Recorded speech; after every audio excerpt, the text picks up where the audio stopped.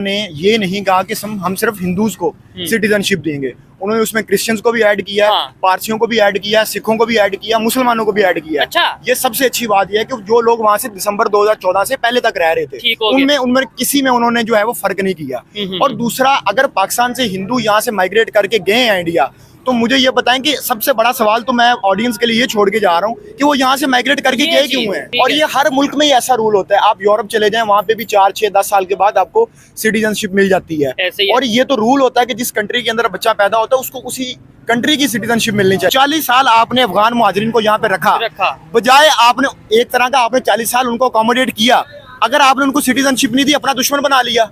अब वही लोग जो हैं वो अफगानी, उनमें से ज्यादातर जो लोग हैं वो टेररिस्ट जो अटैक होते हैं पाकिस्तान के अंदर, बलूचिस्तान के अंदर, इंटीरियर सिंध के अंदर, उसमें किस पे इल्जाम लगाया जाता है? उन्हीं अफगानियों पे इल्जाम लगाया जाता है। सीए जो इंडिया में आ रहा है, ये लॉ इम्प्लीमेंट किया जा रहा है, उसमें और पाकिस्तान ने जो अफगान रिफ्यूजीज को जगह दी उसमें बहुत फर्क है। वो किसी से इंटरनेशनल लेवल पे एड तो नहीं लेंगे मेरे ख्याल से इंडिया वाले कि भाई हमने पाकिस्तान से हिंदुओं को यहाँ पे अकोमोडेट किया, जगह दिया, तो आप हमें फंड दे दें। हमने तो प्रॉपर अगर अफगानिस्तान के लोगों को जगह दी तो उसके बदले में हमने डॉलर्स लिए, हमने फंडिंग ली अफगान एड के नाम। कुछ लोग जो अहमक लोग और जाहिल लोग हैं पाकिस्तान के बड़ी मादत के साथ, जो परवेज मुशर्रफ को बहुत बड़ा हीरो बना के पेश करते हैं, वो उसको हीरो बना के क्यों पेश करते हैं? क्योंकि उसने अमेरिका से एड ली है। और एड कैसे ली है? पाकिस्तान के अड्डे दे दिए। एक आजाद कौम क्या ये तस्वुर कर सकती है कि वो अपने मिलिट्री अड्डे जो है वो किसी कौम के हवाले कर दे? ठीक है, आपके दिमाग में ये बात जाती है? आज तक कभी इंडिया ने अपने अड्डे किसी मुल्क के हवाले किए हैं? सवाल आपकी ये इंटेग्रिटी के बाद खिलाफ है, आपकी सालमियत के खिलाफ है ये बात। आप हिसाब लगा लें, 57 कंट्रीज मुस्लिम कंट्रीज हैं, उसमें से पाकिस्तान के ताल्लुकात किस मुल्क से इतने अच्छे हैं कि हम ये कह सकते हैं कि अगर कल को इंडिया और पाकिस्तान में से एक चूज करना पड़े तो हम पाकिस्तान को चूज करें? सवाल तो ये है। सवाल ये मैं ऑडियंस के लिए छोड़ के जा रहा हूँ। अब सोशल मीडिया के ऊपर अवेयरनेस थोड़ी बहुत आ रही है, लेकिन अब ये देखें कि पाकिस्तान के अंदर ये हाल है कि ट्विटर को इन्होंने बंद किया हुआ है। उस पर वीपीएन लगा के हमारा जो वजीर दाखिला है वो कहता है कि आप उससे एक सहाफी ने सवाल पूछा कि ट्विटर बंद है, वो कहता है वीपीएन चला लो। यार ये देखिए, ये आपकी मेंटालिटी का हाल है। जी तो दोस्तों, मैं हूं सुहेब चौधरी और आप देख रहे हैं मेरा और आपका YouTube channel real entertainment TV. आज की वीडियो बहुत ही जबरदस्त और स्पेशल होने वाली है क्योंकि दिलशाद भाई हमारे साथ मौजूद हैं और टॉपिक ये है कि पाकिस्तान में सीएए के हवाले से मीडिया पे बहुत बात की जा रही है कि इंडियन गवर्नमेंट ने, मोदी गवर्नमेंट ने गवर्नमेंट जाने से पहले एक सीए रूल जो कि 2019 में वो बिल लाए थे, अब उसको इम्प्लीमेंट कर दिया है। और बाकायदा तौर पे पाकिस्तानी हिंदू कम्युनिटी जो वहाँ पे जा चुके थे इंडिया में, वहाँ पे जाके उन्होंने नारे लगाए हैं कि मोदी हमारे लिए अवतार है। क्या कहना चाहेंगे? सबसे पहले तो सीए के हवाले से पाकिस्तान की यूथ क्या सोचती है इस बिल के हवाले से, और दूसरे नंबर पे क्या पाकिस्तान में ही दिलशाद भाई ऐसा कोई लॉ आता है, इम्प्लीमेंट किया जाता है तो दूसरे कंट्री से मुस्लिम यहाँ पे आना चाहेंगे? सबसे पहले तो हम इसके बैकग्राउंड में जाते हैं। ये बेसिकली सिटीजनशिप अमेंडमेंट एक्ट है जो कि 2019 में इंडिया ने पास कर दिया था, जिसको अभी उन्होंने इम्प्लीमेंट किया है।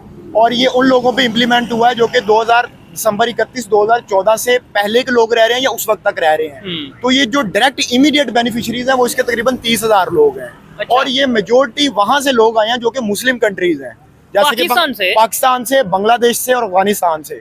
तो वो वहां से लोग, अब इनको इनका फायदा क्या होगा कि उनको आधार कार्ड दिया जाएगा। इंडिया में उसको कार्ड कहते हैं, हमारे यहाँ आइडेंटिटी कार्ड होता है, आधार कार्ड मिल जाएगा। उससे उनको ये राइट्स मिल जाएंगे, वहाँ पे प्रॉपर्टीज खरीद सकते हैं, वहाँ पे गवर्नमेंट जॉब्स में अप्लाई कर सकते हैं। मतलब कि वो वोटर आईडी भी उनको मिल जाएगी।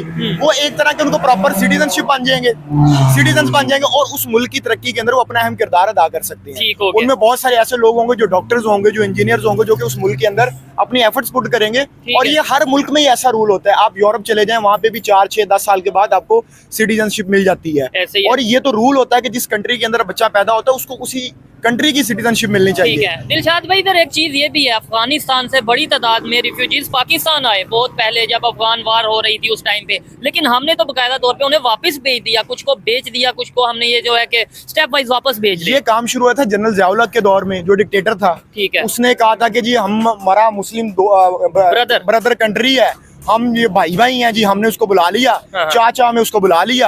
अब उसके बाद वो 40 साल यहाँ पे रह के गए, ना उनको सिटीजनशिप दी है और ना उनको प्रॉपर यहाँ पे राइट्स मिले हैं। उन्होंने फिर 2 नंबरियां करनी शुरू कर दी। उसके बाद फिर इस वजह से स्मगलिंग भी बढ़ी और उसके बाद जनरल परवेज मुशर्रफ, दूसरा डिक्टेटर, हमारे सरों के ऊपर थोपा गया। ठीक है, जमहूरियत को तो ये लोग मानते नहीं है, उसने पकड़ के जो है वो अड्डे दे दिए इनको, अमेरिका को, अफगानिस्तान के अगेंस्ट। उसके बाद जो हमारी आए रोज बॉर्डर पे मसले बने होते हैं, हमारे यहाँ स्मगलिंग होती है, आप यही इस चीज को आप लीगल कर दें तो पाकिस्तान की इकोनॉमी को भी कोई फायदा पहुंचे। ऐसे ही है। जब हमारे ऊपर डिक्टेटर मुसल्लत किए गए हैं उन्होंने तब इस मुल्क की तबाही फेरी है। अच्छा दिलशाद भाई, एक साइड पे हम ये कहते हैं मुस्लिम ब्रदर मुस्लिम उम्मा, इस तरीके से हम पूरी दुनिया में मुस्लिम कंट्री एक जिस्म की तरह, एक बंदे को दर्द होगी, पूरे इस्लामिक कंट्रीज को दर्द होगी।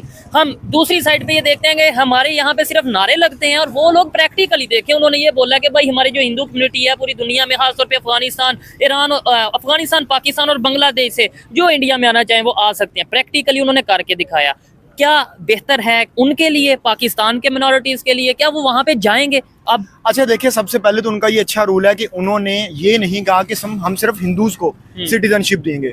उन्होंने उसमें क्रिश्चियंस को भी ऐड किया, हाँ। पारसियों को भी ऐड किया, सिखों को भी ऐड किया, मुसलमानों को भी ऐड किया। अच्छा, ये सबसे अच्छी बात यह है कि जो लोग वहां से दिसंबर 2014 से पहले तक रह रहे थे उनमें किसी में उन्होंने जो है वो फर्क नहीं किया। और दूसरा, अगर पाकिस्तान से हिंदू यहाँ से माइग्रेट करके गए हैं इंडिया, तो मुझे ये बताएं कि सबसे बड़ा सवाल तो मैं ऑडियंस के लिए ये छोड़ के जा रहा हूँ कि वो यहाँ से माइग्रेट करके गए क्यों हैं। ठीक है, यहाँ पे आपने बेसिक फैसिलिटीज, जो हेल्थ की बेसिक फैसिलिटीज होती हैं, एजुकेशन की होती हैं, इंसाफ की होती हैं, वो आपने उनको प्रोवाइड नहीं की। इक्वल अपॉर्चुनिटीज नहीं दी। आप मुझे बताएंगे पिछले 40 साल या 50 साल के अंदर, मैं अपनी ऑडियंस से भी पूछता हूँ पाकिस्तान के जो लोग हैं कि कितने नए मंदिर बने हैं यहाँ पे। अब जब मैं मंदिर की बात करूंगा तो लोग कहेंगे, लोग मेरे पे फतवा लगाएंगे कि ये मंदिर की बात क्यों कर रहा है। देखिए, जब भी एक मुल्क या एक कौम बनती है उसमें सिर्फ एक तबका या एक फिरके का अमल दखल नहीं होता, वो पूरी कौम मिलके, मज़ाहिब मिलके एक कौम बनाते हैं। ऐसे ही है, ठीक है, जो कि इंडिया में हम देख रहे हैं। अच्छा, और एक चीज आपने बोला कितने मंदिर बने, इस साइड पे नहीं हम आते, अभी ये बात नहीं करते, किसी दिन प्रॉपर हम इसके ऊपर डायलॉग करेंगे। दूसरी साइड पे ये चीज देख लें कि जब से पाकिस्तान और इंडिया लैदा हुए, पाकिस्तान से कितने हिंदू कम्युनिटी इंडिया गई और इंडिया से कितने मुसलमानों ने यहाँ पे आना चाहा या आना चाहेंगे। आज अगर प्रॉपर अनाउंस हो जाए कि भाई इंडिया से जो भी मुसलमान है, जो हमें बताया जाता है जी बड़ा जुल्म ये वो, तो क्या कितने मुसलमान आएंगे? दूसरी साइड पे आज इंडिया वाले बॉर्डर ओपन करते हैं हिंदू कम्युनिटी के लिए, पाकिस्तानी हिंदू कम्युनिटी के लिए, तो कितने हिंदू यहाँ से वहां जाएंगे? मेरे ख्याल में अगर आप ये बॉर्डर ऑन करते हो, खोल देते हैं, तो यहाँ से तो सारे हिंदू माइग्रेट कर जाएंगे। ठीक है। और अगर वहाँ पे आपको कहते हैं कि पाकिस्तानी वहाँ पे आ जाइए, आप ये मसला कश्मीर का उठाते हैं कि कश्मीर का मसला, आप कश्मीरियों से, को 5-7 कश्मीरियों से राय लेके पूछे ना, क्या वो पाकिस्तान के साथ आना भी चाहते हैं कि नहीं आना चाहते। उनमें से जो मेजोरिटी जो कश्मीरी हैं वो पाकिस्तान के साथ नहीं आना चाहते।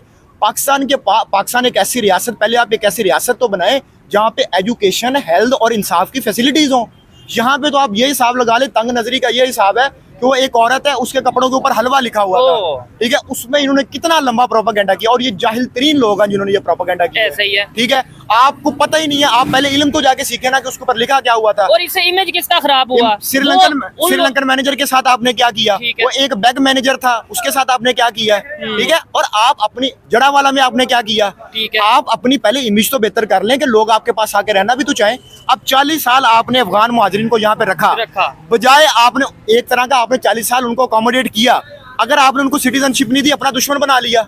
अब वही लोग जो हैं वो अफगानी, उनमें से ज्यादातर जो लोग हैं वो टेररिस्ट जो अटैक होते हैं पाकिस्तान के अंदर, बलूचिस्तान के अंदर, इंटीरियर सिंध के अंदर, उसमें किस पे इल्जाम लगाया जाता है? उन्हीं अफगानियों पे इल्जाम लगाया जाता है। कायदा हमने फंडिंग ली है, कोई एहसान नहीं किया। और अच्छा, सीए जो इंडिया में आ रहा है, ये लॉ इम्प्लीमेंट किया जा रहा है, उसमें और पाकिस्तान ने जो अफगान रिफ्यूजीज को जगह दी, उसमें बहुत फर्क है। वो किसी से इंटरनेशनल लेवल पे एड तो नहीं लेंगे मेरे ख्याल से इंडिया वाले के भाई हमने पाकिस्तान से हिंदुओं को यहाँ पे अकोमोडेट किया, जगह दिया, तो आप हमें फंड दे दें। ना ही वो इस तरीके से किसी दूसरे कंट्री के, हमने तो प्रॉपर अगर अफगानिस्तान के लोगों को जगह दी तो उसके बदले में हमने डॉलर्स लिए, हमने फंडिंग ली अफगान एड के नाम पे। हमने प्रॉपर अमेरिका की जंग में शमूलियत इख्तियार की, जिसका हमें बहुत नुकसान हुआ। 80,000 से ज्यादा जानें भी गई और हमने अरबों डॉलर जो है वो भी लुटाए। ठीक है, और सिर्फ अपनी गलती की वजह से लुटाए। अब मुझे बताएं, इंडिया ने आज तक किसी दूसरे की जंग में शिरकत की है? तो हमने क्यों दूसरे की जंग में जाके शिरकत की? ठीक है, जब एक हमारे, अब ये दुनिया ग्लोबल विलेज बन चुकी है, हर कंट्री के अपने अलाइज हैं। ठीक है, अलाइज हैं सॉरी, जो कि एक ब्लॉक्स बनते हैं और उसको आगे लेके चलते हैं।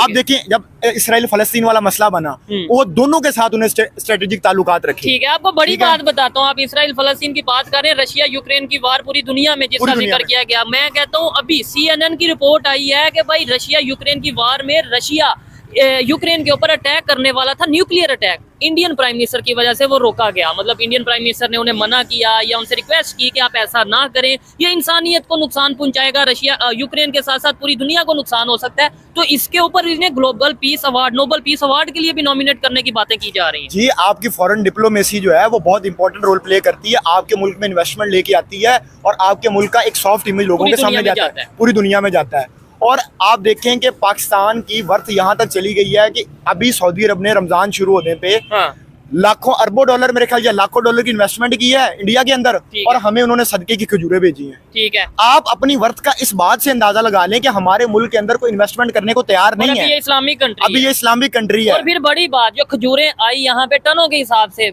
मेन सवाल ये बनता है कि क्या खजूरों का रेट पाकिस्तान में कम हुआ? मेन सवाल तो ये बनता है। जैसे ही अब देखे ना, अब यूरोप चले जाएं, वेस्ट में चले जाएं, जब वहां पे रमजान शुरू होता है तो वहां पे कीमतें नीचे लोग ले जाते हैं कि मुस्लिम्स का एक त्यौहार है, ठीक है, उसको हम नीचे लेके जाएं। शायद इंडिया के अंदर भी ये होता होगा, देखने वाले बताइएगा, ये आप जरूर गाइड कीजिएगा, ठीक है। लेकिन पाकिस्तान के अंदर जैसे ही रमजान शुरू होता है, यहाँ पे हर चीज की कीमतों को बढ़ा दिया जाता है। ठीक हो गया, ठीक है। और अभी भी खजूर जो आई है वहां से, अभी देखें ना, सबसे पहले आप अपना इंटेलेक्चुअल लेवल देखें कि हमें वो इस काबिल नहीं समझते कि हमारे यहाँ इन्वेस्टमेंट करें। वो हमें इस काबिल समझते हैं कि इनको सदका दे दिया जाए, खरात दे दी जाए, ज़कात दे दी जाए। और हमने शायद 75-76 साल कोशिश भी यही की है। हमारी कोशिश ज्यादातर यही रहती है। हमारा प्राइम मिनिस्टर बैठा होता है मीडिया के सामने और एंकर ये सवाल पूछता है कि आपको कितनी एड मिली है। क्या हमारे लिए ये बेइज्जती का मुकाम नहीं है कि 25-26 करोड़ का प्राइम मिनिस्टर बैठा हुआ है? इमरान खान जब लास्ट टाइम उसने अमेरिका का विजिट किया तो जर्नलिस्ट ने उसने क्या क्वेश्चन पूछा, जर्नलिस्ट ने कि आपने यहाँ से पाकिस्तान की एड लेने की बात की, हम पाकिस्तानी 25 करोड़ पाकिस्तानियों को शर्म से झुक गए कि हमारे प्राइम मिनिस्टर से ये पूछा जा रहा है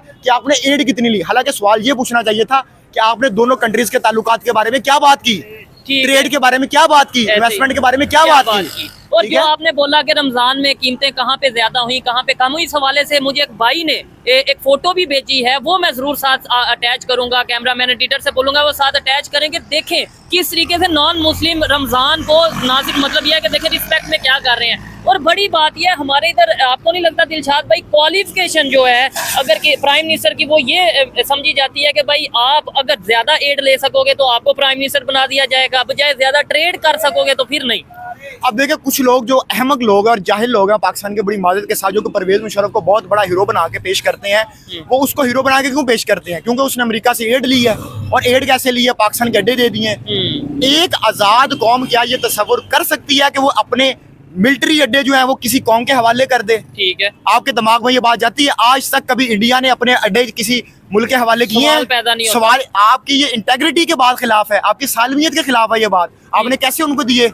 और आप जब तक, आप देखें हमारा पाकिस्तान जो है वो एक जमहूरी मुल्क आ जाता है। हाँ। हम मुझे ये बताएं कि अभी इलेक्शंस गुजरे को 3-4 महीने भी नहीं हुआ, मेरा ख्याल है अभी थोड़ा टाइम ही हुआ है, 3-4 नहीं, 2 महीने मैक्सिमम हुए। इलेक्शंस के रिजल्ट हमारे 3-3 दिन बाद आते रहे हैं।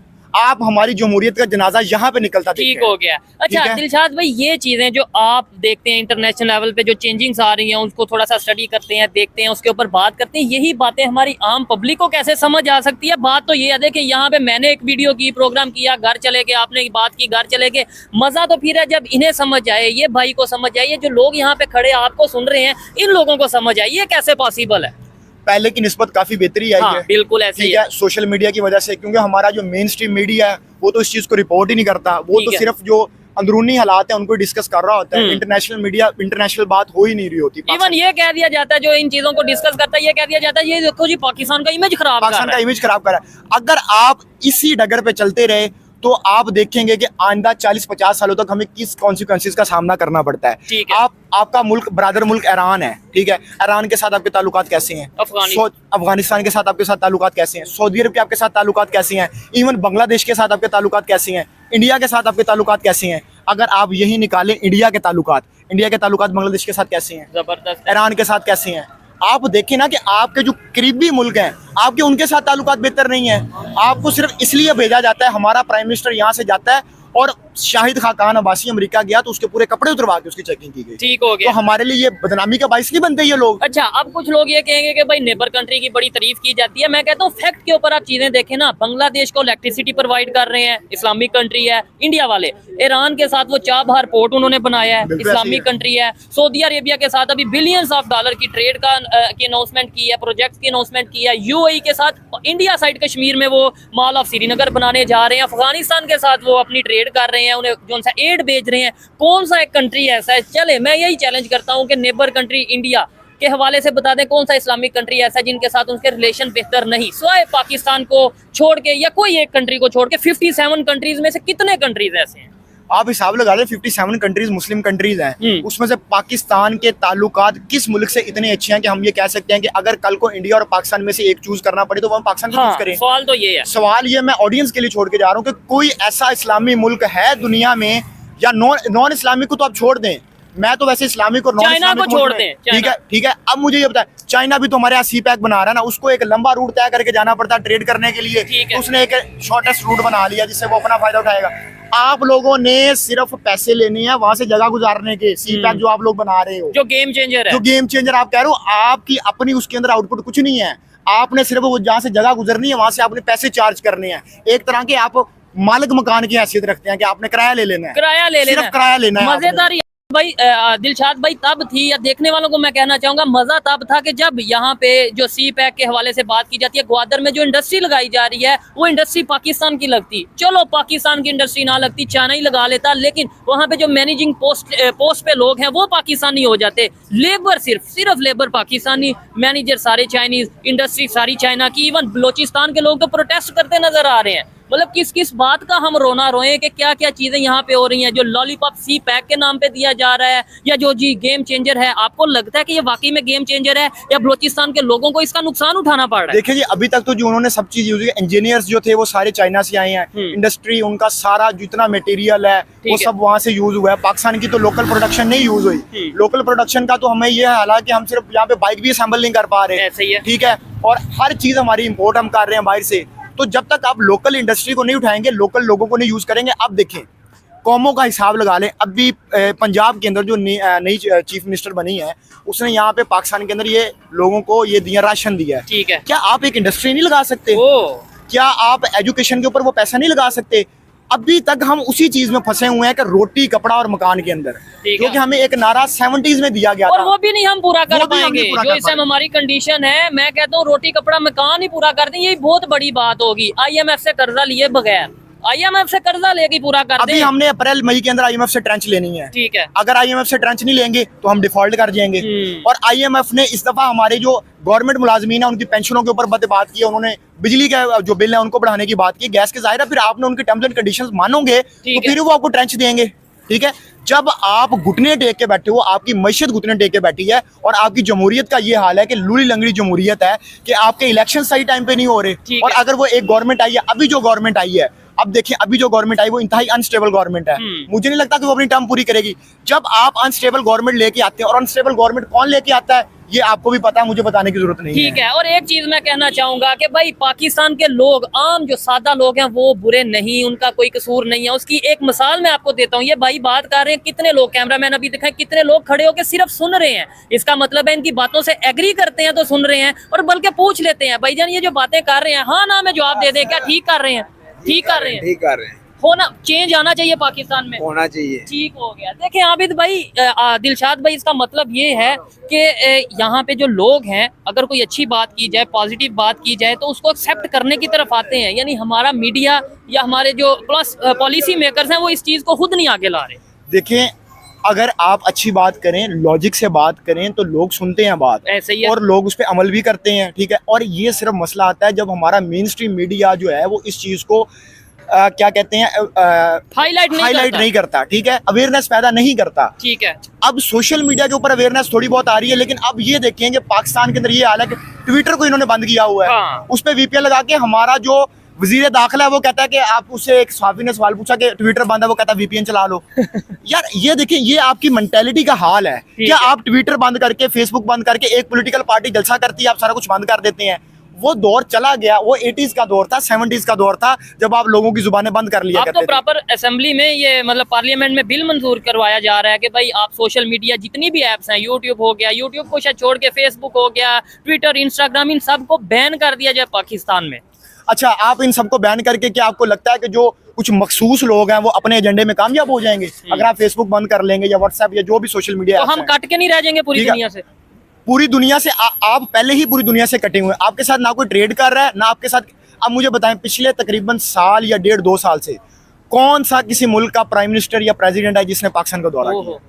ये मैं एक सवाल छोड़ के जा रहा हूँ। ठीक है, या कौन से मल्टीनेशनल बिजनेसमैन है जो पाकिस्तान में पाकिस्तान आए और उन्होंने इन्वेस्टमेंट का कहा कि हम पाकिस्तान के अंदर इन्वेस्टमेंट कर रहे हैं। आपको वो बिल गेट्स है या चाहे सऊदी है या जो भी है क्राउन प्रिंसेस है, वो सिर्फ आपको एड भेज देते हैं, चंदा भेज देते हैं कि यार ये लो चंदा। और जिस कौम को चंदे की आदत पड़ जाती है वो कौम हमेशा चंदे जोगी रहती है। और दूसरी साइड पे वही बिल गेट्स, मार्क जुकरबर्ग वो वहाँ पे इन्वेस्टमेंट करते हैं। शादी पे गए हैं, शादी जो रिसेंटली मुकेश अंबानी की शादी हुई है, उसके बेटे की शादी हुई है, वो उस पर कितना हाईलाइट हुई है सारी चीजें, और कितने बड़े बड़े लोग गए हैं। और आप मुझे बताएंगे पाकिस्तान के अंदर कोई ऐसा एक इवेंट हुआ है पिछला, मैं तो जब से होश संभाली है मुझे तो तब तक से नजर नहीं आया। तो देखिए, आप पहले नंबर पे अपनी जमहूरियत को डगर पे लाएं, आप डेमोक्रेसी को प्रिवेल करें।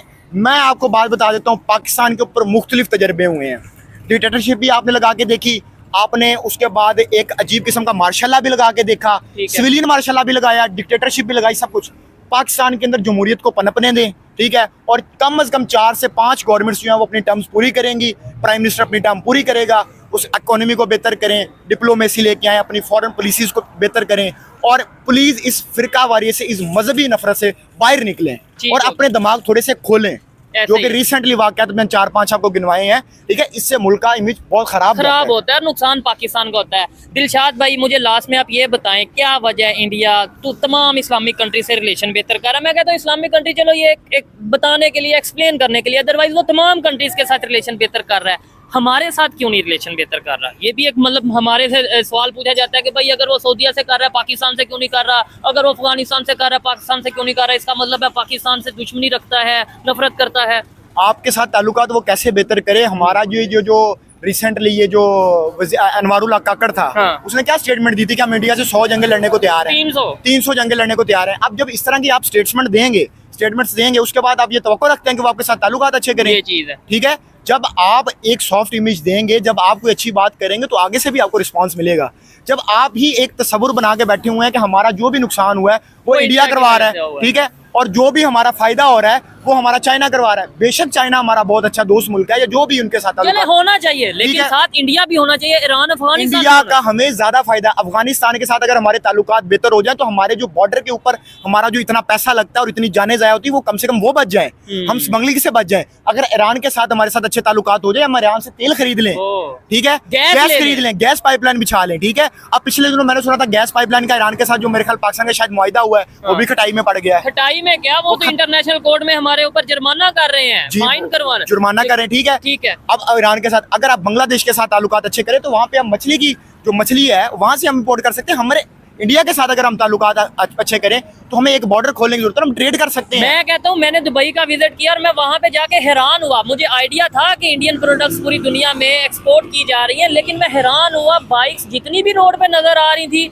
सब मेड इन इंडिया। चाइना की बाइक्स का दूर दूर तक मतलब होंगी, लेकिन मुझे नजर नहीं आई। पाकिस्तान में ये चीज क्यों नहीं पॉसिबल? मतलब दुबई या अगर यूए की बात करें, इस्लामिक स्टेट्स नहीं है वो, सऊदी अरेबिया इस्लामिक, अगर वो लोग, और फिर उन्होंने वहां पे मुझे लोगों ने बताया, देखने वाले जरूर बताइएगा कि दुबई में जो ट्रांसपोर्ट बसेस यूज हो रही हैं वो सारी मेड इन इंडिया है, हमारे इधर क्यों नहीं हो पाता? मैं आपको एक चीज क्लियर कर दूं कि कोई भी मुल्क अगर तरक्की करता है ना तो उसके पीछे मुस्लिम नॉन मुस्लिम नहीं होता। कोई भी मुल्क है अगर वो तरक्की करेगा तो वो सिर्फ इस बिना पर करेगा कि उन्होंने जाती एफर्ट्स पूरी कौम मिलकर पुट करती है, ठीक है। और उसमें आपको एक ऐसा लीडर मिलना चाहिए, जब तक आपको लीडर नहीं मिलता तब तक वो कोई भी कौम तरक्की नहीं कर सकती। जैसे इंडिया को मैं मानता हूँ, चाहे मेरी बात से कोई इख्तिलाफ रखे, मोदी एक अच्छा लीडर है, ठीक है, और अपनी कौम के लिए तो जबरदस्त, अपनी कौम के लिए तो उसने सब कुछ किया है ना, ठीक है। पाकिस्तान तक अभी तक लैक ऑफ लीडरशिप चल रही है। आप मुझे बताएं, एक ऐसा लीडर जब पैदा होता है, जब वो पब्लिक में जाता है, जब उसकी पब्लिक ओपिनियन बनती है, या तो उसको मर्डर कर दिया जाता है, ठीक है, या उसको वैसे साइड पे हटा दिया जाता है। अब मैं 3 बड़ी बड़ी एग्जांपल दूंगा।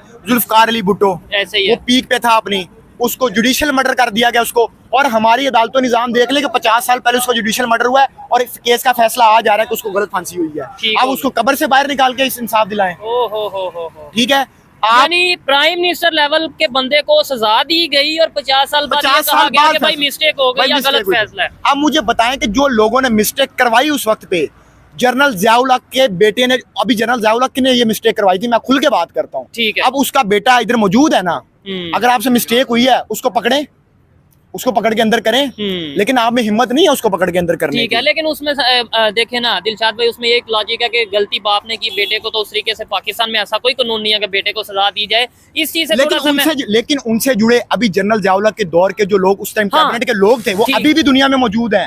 अगर ये काजी फाइज ईसा साहब को बड़ा शौक है कि वो पुराने फैसले कर रहे हैं तो फिर उन लोगों को इम्प्लीमेंट भी करें। जो लोगों का कसूर था उनको लेके भी आए। बेनजीर भुट्टो, उसके बाद हमने उनके साथ क्या किया है? ऐसे ही है। पहले उनके तो कातिल अभी भी मौजूद होंगे, कातिल अभी भी मौजूद है, ठीक है, उनको जिला वतन कर दिया गया। नवाज शरीफ 2/3 मेजोरिटी लेके आया, मैंने उनके साथ क्या किया? अभी देखें, अभी आप लूली लंगड़ी घूमते बना रहे हैं, जानबूझ के लूली लंगड़ी घूमते बना रहे हैं ताकि डेमोक्रेसी चल ही ना सके। ठीक हो गया। और ये सिस्टम ऐसा ही चलता रहे, और जो पावरफुल लोग हैं या जिन लोगों की वजह से या जो लोग इस कंट्री को चला रहे हैं वो चलाते रहे। लेकिन इससे लॉन्ग टर्म अगर देखा जाए नुकसान पाकिस्तान को हो रहा है और होता रहेगा। अगर हम आज इन पॉइंट्स को हाईलाइट कर रहे हैं, अगर दिलशाद भाई ये बातें कर रहे हैं, उसकी रीजन यही है कि वो पाकिस्तान की बेहतरी चाहते हैं, पाकिस्तान से मोहब्बत करते हैं। नहीं तो अदरवाइज हम भी यहाँ पे आप भी नारा लगा दे, मैं भी लगा देता हूँ, पाकिस्तान जिंदाबाद, पाकिस्तान में हर चीज अच्छी है, बात है, घर चले जाओ, और बाद में जाके रो, अंदर अंदर अपने जमीर से मुतमिन ना हो। क्या आपको लगता है कि जो लोग ये कहते हैं मीडिया पे बैठ के या कहीं पे भी बैठ के, भाई पाकिस्तान बहुत जबरदस्त है, हर चीज बेहतर है, क्या आपको लगता है उनका जमीर मुतमिन होगा? वो दिल से ये बात करते होंगे? दिल से तो ये बात कोई नहीं करता, बस ये है कि थोड़ा सा दिखाने के लिए लोगों को कि हम बड़े मोहब्बे वतन हैं। और यही तो ये मोहब्बे वतन होने की ये निशानी है। ये लोगों के सामने पोर्ट्रे करते हैं, प्रिटेंड करवाते हैं। और मैं कहता हूँ कि जो लोग ये बात करते हैं कि ऑल इज वेल, वो लोग अपने मुल्क के साथ सबसे बड़ी दुश्मनी कर रहे हैं। यही चीज है, और यहीं पे हम इस प्रोग्राम को वाइंड अप करेंगे। दिलशाद भाई की बातें आपको कैसी लगी आपने कमेंट में जरूर बताना है। मेरे सवालात कैसे लगे, ये टॉपिक कैसा लगा जरूर बताइएगा। मिलते हैं नेक्स्ट वीडियो में, तब तक के लिए पीस आउट, अल्लाह हाफिज। जमहूरियत जिंदाबाद, डिक्टेटरशिप मुर्दाबाद।